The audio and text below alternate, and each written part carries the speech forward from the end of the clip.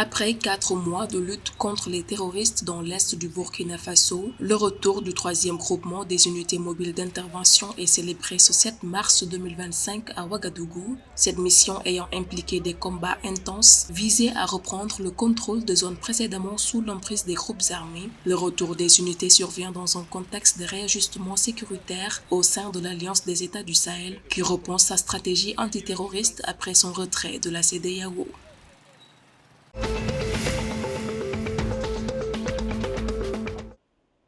Au Sénégal, le port autonome de Dakar annonce une croissance annuelle de 6% en 2024, malgré une baisse conjoncturelle de 17,1% du trafic en décembre, selon un communiqué en date du 7 mars 2025.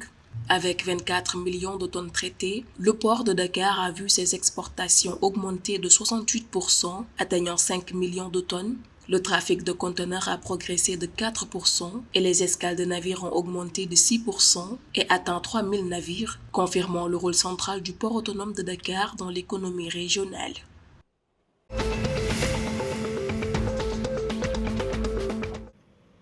Au Mali, à partir du 1er avril 2025, les véhicules gros porteurs hors normes et en surcharge seront interdits sur le réseau routier national suite à une décision du Conseil des ministres le 12 février 2025. Cette mesure annoncée le 7 mars 2025 vise à protéger le réseau des dommages causés par ces véhicules, particulièrement ceux en provenance des ports maritimes. Un délai de sensibilisation de 3 mois est accordé aux transporteurs et chargeurs pour se conformer à la réglementation.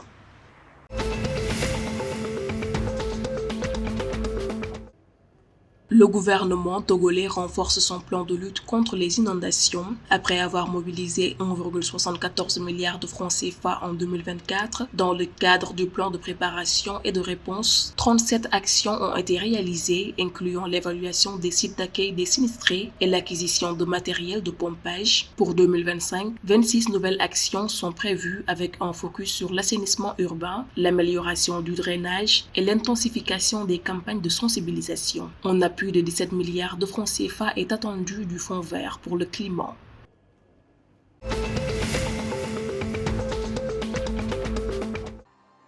Le Nigeria, avec les Super Falcons, classé 36e au rang mondial, reste la meilleure nation africaine selon le classement FIFA féminin de 2025.